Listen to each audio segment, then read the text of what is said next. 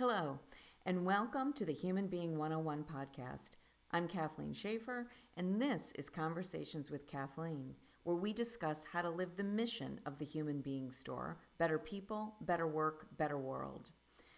At the Human Being Store, our work is based on a new way of leading in our careers and our lives, and this podcast focuses on how to do this through the lens of current events.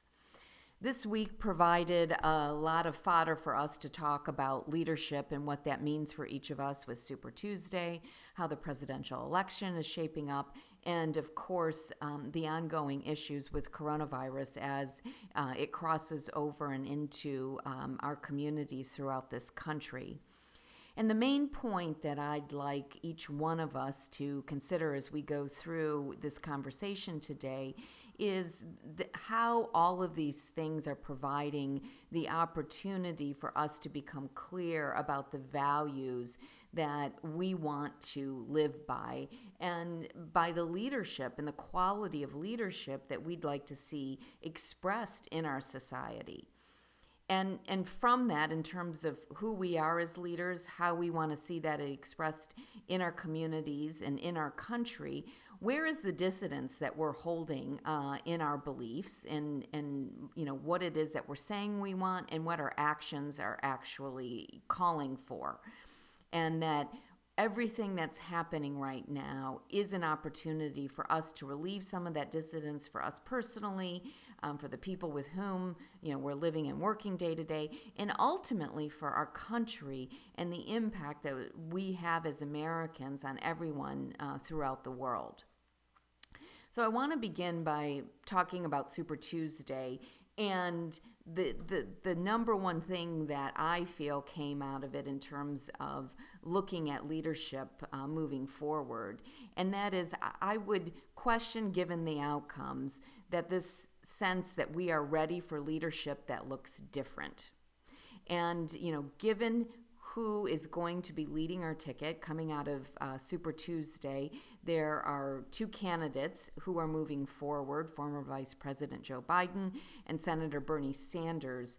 both of whom are long-term elected officials and who are men in suits.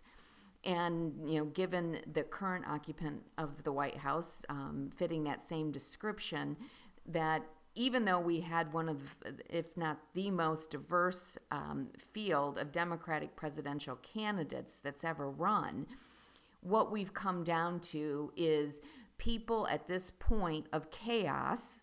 with everything that is going on in the world, while they are saying that they are ready for leadership that looks different, that those that are going to be heading up the tickets are going to, in fact, be individuals that look like the kind of leaders that we have always turned to in terms of men in suits, that old paradigm of what leadership looks like. I would argue that part of the reason for this is the level of chaos that is, transpiring in our body politic today, some of which is the result of President Trump, and of course with all of the chaos that is going on with the coronavirus and everything else that is shifting and changing and challenging the institutions in our society. So while we talk about the idea that we're ready for leadership and to respect leadership that looks different, we're not getting it. Interesting little known fact that I just read is that all three of our former presidents are younger than all three of the top leading contenders for the job of president in 2020. So that tells us something, that when we get scared, we go back to what we think is going to make us safe. So point one I want to make is that idea that traditional model of leadership of a man in a suit really what is needed for us in terms of our leadership moving forward? So point two, which is really a furthering of the first point, is that while we are clearly wanting leadership that looks traditional, I would also say that given the results of the election and where we seem to be headed, particularly for Democrats, as they look to someone who can win in November, that we are not ready for leadership that calls us forward to a different way of leading and being in the world. And to me, that's really what has happened with the Democratic electorate thus far, when you have one candidacy in Joe Biden that really represents a stability and a going back to righting the ship and keeping things calm without there being a lot of calling us forward to something greater. Senator Sanders, on the other hand, is been basing much of his campaigning here for these last two cycles on this idea of radical new ideas about how we can live. And again, I'm not making a case at this moment pro or con, but to simply be able to observe the dynamics of what's happening, which is, again, number one, it does not appear that we are really ready for leadership that looks different. And two, that what people are also wanting in this time of chaos is they are not wanting to be pushed into something new and different. I think there is a sense that people are all wanting to see things be different in the world, and yet, the decisions that are being made, the candidates that are being chosen are saying, we just want to hold tight right now. And there is logic for that. It is very challenging for us as individuals, for communities, for us as a country to rapidly move, from one direction of change to another radically different direction of change. And the American people right now are standing up and saying they want calm and they want stability. And again, not a pro or a con, but this idea of becoming clear about what it is. Because the more that we continue to say we want things to change, we want things to be different, and then, voting and doing to keep things the same, that dissidence creates a lot of challenge. If we can coalesce around the idea that change in the future is good, and for the moment people want stability, it heightens and makes the message clearer, because everyone can align to truly what is going on. So the third point I'd like to make, challenging the idea that we're really ready for leadership that looks different, and that we're ready for leadership that calls us forward to a different way of engaging societally, is that I also do not think that we are calling for and ready for leadership that resolves issues before they become a crisis. And for those of you who have been listening to me for years, you know that this is one of the pillars that I talk about in terms of effective leadership is that leaders get out in front of problems, that they're able to solve them and address them before they become crises. And that as we face the coronavirus and everything that it's going to do to our communities, to the health of our citizens, to our markets, to our economies, to our small business, to everything, let's be clear that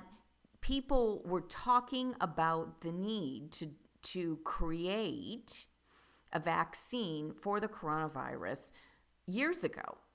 and that money for that was not, federal funds did not fund the creation of that vaccination, because, of course, at that time,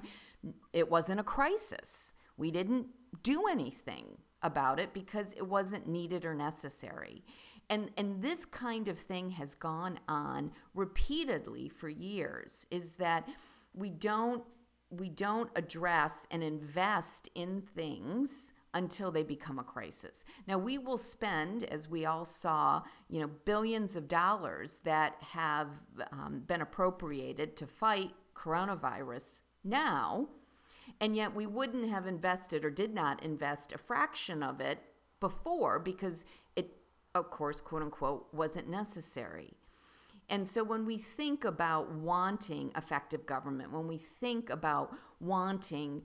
government to do the right things, it's going to be imperative for all of us to understand and recognize that investing in the right things in the right ways before they become crisis are actually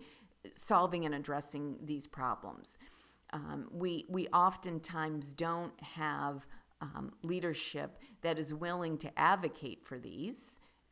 And so what happens is what happens, which is despite the fact that people were asking to develop the vaccination for the coronavirus, knowing that at some point in the future this was going to happen, our elected officials didn't do it because, primarily they are responding to what they think is the will of the people and what will get them elected. And, for the last handful of years, that's been about cutting down government as opposed to funding things like this for the time at which they will be needed. So what all of this leads to is the question for each one of you is, where are you holding this dissonance? Where are you in your lives and in your work saying that you really are ready for leadership that looks different, but wanting and continuing to perpetuate the idea that it is only men in suits that can lead, and particularly in times of challenge or crisis. Where is it that in your communities that you are not necessarily engaging or looking at how leadership might be different, that we might be able to move beyond the command and control to leadership that engages, involves, and leading to question 3, how we can support people as they are looking forward to addressing issues before they become crises. Because I can tell you, none of this is happening on a national level without it happening at the state level, without it happening at the local level, without it happening in our organizations, and very, very likely without happening in our neighborhoods and with all of us.